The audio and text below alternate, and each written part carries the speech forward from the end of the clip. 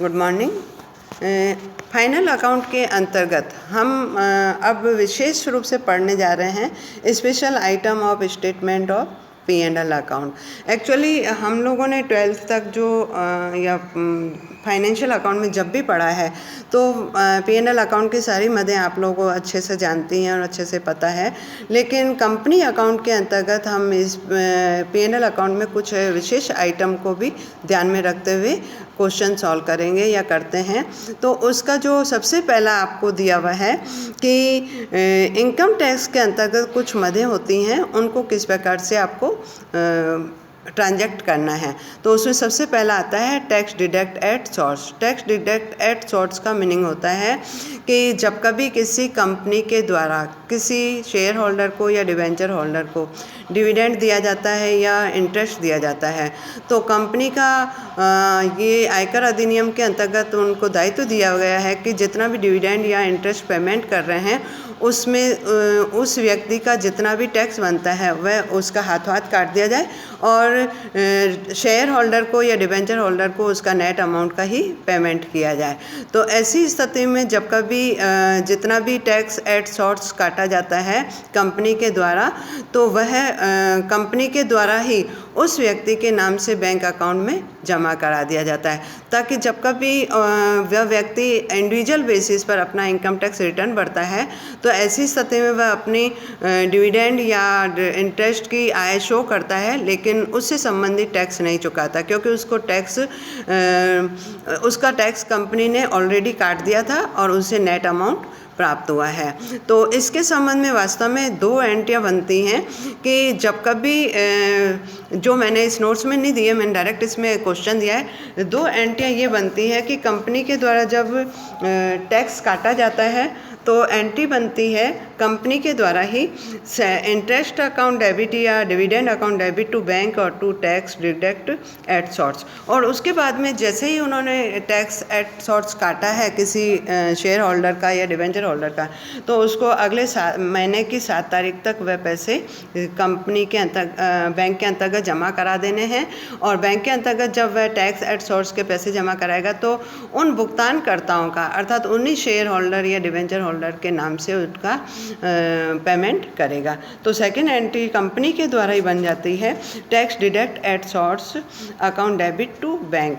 अर्थात आप ये देखिए कि जब पहली एंट्री और दूसरी एंट्री में एक बार डेबिट हो रहा है और एक बार क्रेडिट हो रहा है टैक्स एट सोर्स। तो जैसे ही पैसा जमा कराया वैसे ही कंपनी के अकाउंट में ये खाता बंद हो जाता है। फाइनल अकाउंट में इसे कहीं भी नहीं दिखाते हैं।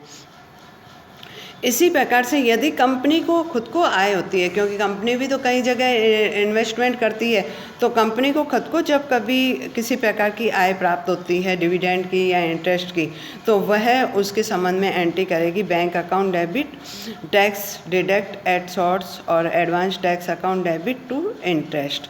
तो इस प्रकार से टैक्स डिडक्ट एट सोर्स की एंट्री की जाती है। अब मैंने आपके सामने एक क्वेश्चन भी रखा है जो आपके नोट्स में इलस्ट्रेशन में दे रहा है। आपको ये कह रहा है the company issue 10% debenture 10 lakh रुपए वाले interest payable half yearly, the rate of tax deduction at 20%, the accounting entry will be. आपको क्वेश्चन समझना चाहिए कि 10 लाख रुपए के 10% वाले डिवेंचर कंपनी ने इशू किए हैं और इस पर हाफ ईयरली इंटरेस्ट का पेमेंट होता है और जितना भी पेमेंट होता है उसका टैक्स डिडक्शन एट सोर्स 20% काटा जाता है। तो पहले मैं जनरली एक बात बता दूं, या मैंने ब्रैकेट में भी डाला है कि 10 लाख का 6 महीनों के प्रतिशत आपके 10% इंटरेस्ट बनता है 50,000 और 50,000 का 20% हम क्या करेंगे टैक्स डिडक्ट एट सोर्स कर देंगे। तो जब कभी ड्यू की एंट्री करते हैं तो हमारी एंट्री बन जाएगी debenture interest account debit to debenture holder. अब डिवेंचर होल्डर को जब पेमेंट करेंगे तो 50,000 रुपये का पेमेंट ना करके जो टैक्स एट सोर्स है वो हम काट देंगे, और ये टैक्स एट सोर्स जो 10,000 हमने काटे हैं वो हम अगले महीने की कंपनी के द्वारा अगले महीने की 7 तारीख तक उसके नाम से जमा करा देनी है। तो वास्तव में जो डिवेंचर डिवेंचर होल्डर है उसको 40,000 ही मिलेंगे। एंट्री बन जाएगी debenture holder account debit to bank to tax deduct at source. तो इस प्रकार से सेकेंड एंट्री बन गई। और फिर कंपनी क्या करेगी, जो 10,000 का उसका टैक्स था अगले महीने की 10 तारीख तक उसका पेमेंट कर देगी। तो tax deduct at source account debit to bank 10,000। तो इस प्रकार से कंपनी के अकाउंट के कंपनी की बैलेंस शीट में कहीं भी ये tax deduct at source account नहीं खोला जाएगा और ये आपका अकाउंट ऑटोमेटिक क्लोज हो जाएगा। इसके बाद में आप ये देखिए कि ये दिया हुआ है आपको कि मैंने अभी थोड़ी देर पहले ही बताया था कि अगर कंपनी को खुद को अगर इंटरेस्ट या डिविडेंड मिलता है तो आपकी एंट्री ये हो जाएगी, आपके नोट्स में भी मैंने दी है, bank account debit tax deduct at source account debit to bank. इस प्रकार से आपको टैक्स डिडक्ट एट सोर्स की एंट्रीज करनी है। इसके बाद में जो आपका सेकंड पॉइंट आ रहा है वह है advance payment of tax. Advance payment of tax का मीनिंग होता है कि कभी कभी कंपनियों के द्वारा जितना भी वास्तव में क्या होता है कि वास्तव में ये होता है कि कंपनी की इनकम 31 मार्च तक फाइनलाइज होती है, क्योंकि फाइनल अकाउंट या फाइनेंशियल ईयर 31 मार्च तक होता है। तो ऐसी स्थिति में हमें ये नहीं पता होता है कि हमारे कितने खर्चे हो चुके हैं या हमारी कितनी टोटल इनकम हो गई। फाइनलाइज 30 मार्च को ही पता पड़ता है। तो कभी कभी कंपनी क्या करती है कि चूँकि हमारे इस वर्ष की जितने भी इनकम है उस पर टैक्स तो देना ही है, तो ऐसी स्थिति में वह एडवांस टैक्स का पेमेंट भी कर देती है। तो जो एडवांस टैक्स पेमेंट होगा वह हम बैलेंस शीट में करंट एसेट्स के जो सब हेड होता है सब हेड अदर करंट हेड इसमें लिख देते हैं। और उसके बाद में जब अगले वर्ष, क्योंकि टैक्स रिटर्न का जो भरा जाता है वह 31 जुलाई या 31 सितंबर तक भरा जाता है, तो अगले वर्ष जब हमारी आय पर जितना भी इनकम टैक्स ऑफिसर टैक्स लगाएगा तो उसमें से हम क्या कर देते हैं, एडवांस टैक्स जो है वह डिडक्ट कर देते हैं और बाकी बचा हुआ हम टैक्स क्या कर देते हैं, पेमेंट कर देते हैं।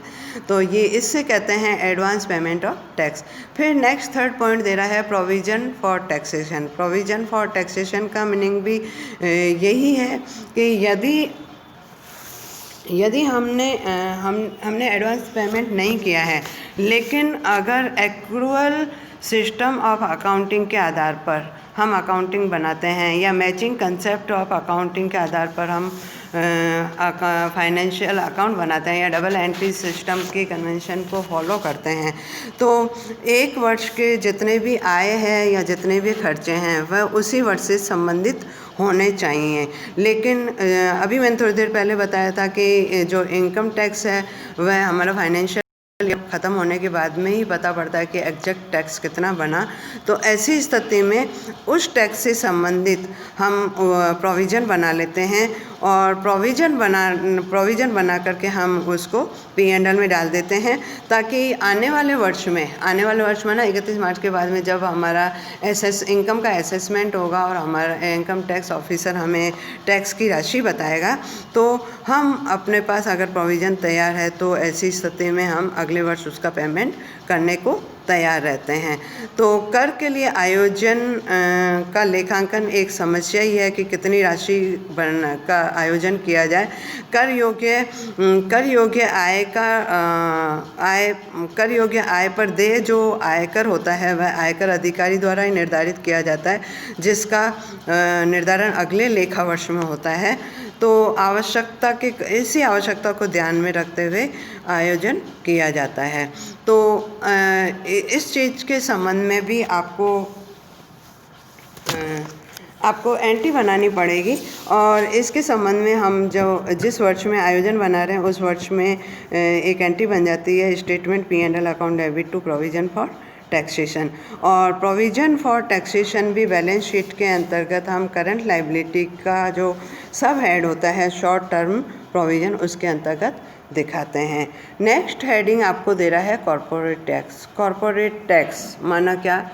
कंपनी का टैक्स, इसको हम ये कह सकते हैं the actual income tax liability of company is known as corporate tax. Corporate tax का मीनिंग होता है कि वास्तव कंपनी की जो एक्चुअल इनकम की लाइबिलिटी होती है, अर्थात इनकम पर जो टैक्स होता है उसको हम कॉरपोरेट टैक्स कहते हैं या निगम कर कहते हैं। तो इस निगम कर के लिए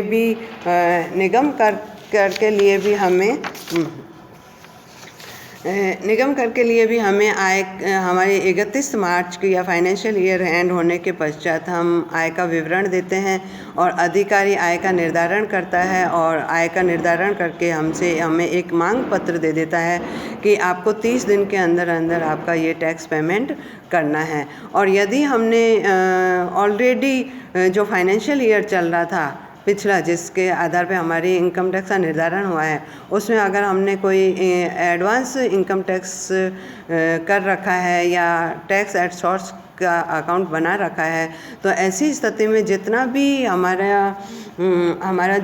टैक्स बनता है उसमें से हम एडवांस पेमेंट ऑफ टैक्स और tax deduct at source adjust करके बाकी का जो पैसा बाकी का जो टैक्स बचेगा वह हम नगद के आधार पर भुगतान कर देते हैं।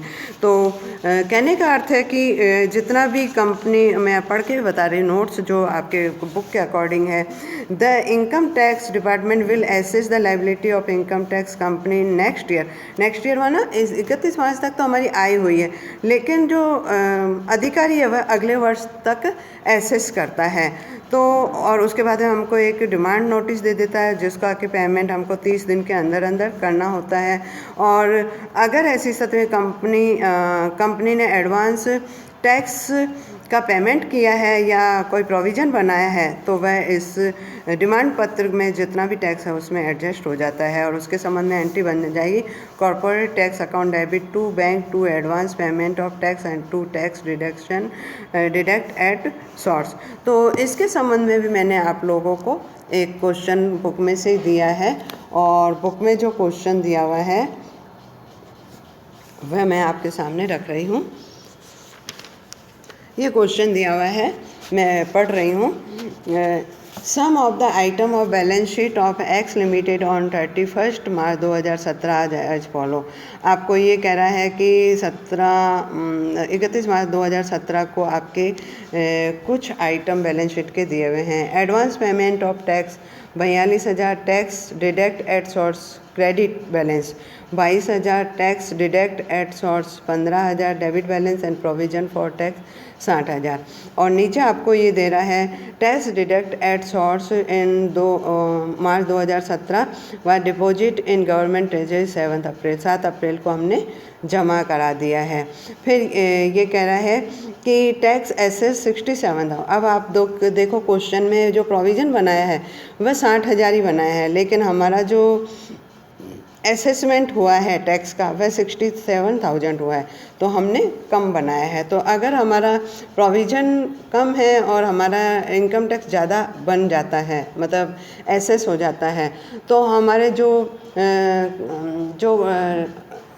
जो हमारे जनरल रिजर्व पड़े हैं या जनरल रिजर्व से भी पहले हमारे अगर किसी प्रकार का करंट ईयर का प्रॉफिट है तो उसमें से हम उसको एडजस्ट करेंगे। उसके संबंध में भी एंट्री है, मैं आपको बताऊंगी।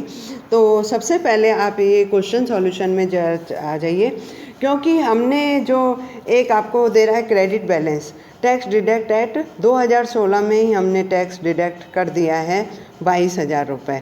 तो इससे संबंधित एंट्री को हम इसको छोड़ते हुए अगले 2017 की मेन बात करेंगे। 2017 में आपको कह रहा है कि एडवांस पेमेंट हमने 42,000 किया है और टैक्स डिडक्ट एट सोर्स हमने 15,000 किया है और हमारा टैक्स बना है 67,000। तो एंट्री के अनुसार जो मैंने आपको एंट्री बताई थी वह एंट्री है corporate tax account debit to, सबसे पहले to tax deduct at source कर लीजिए 15,000 और टू एडवांस पेमेंट कर दीजिए 42,000। बाकी 67,000 में से ये दोनों घटा देंगे तो बाकी हमको टैक्स का पेमेंट कितना करना है, केवल 10,000 करना है।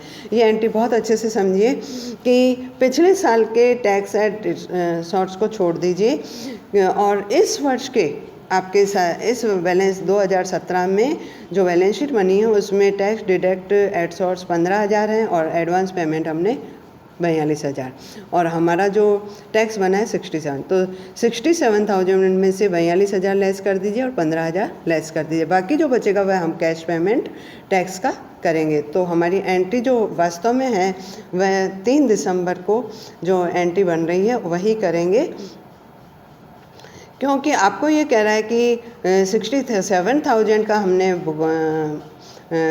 निर्धारण हुआ है और 3 दिसंबर को हमने उसका पेमेंट कर दिया है।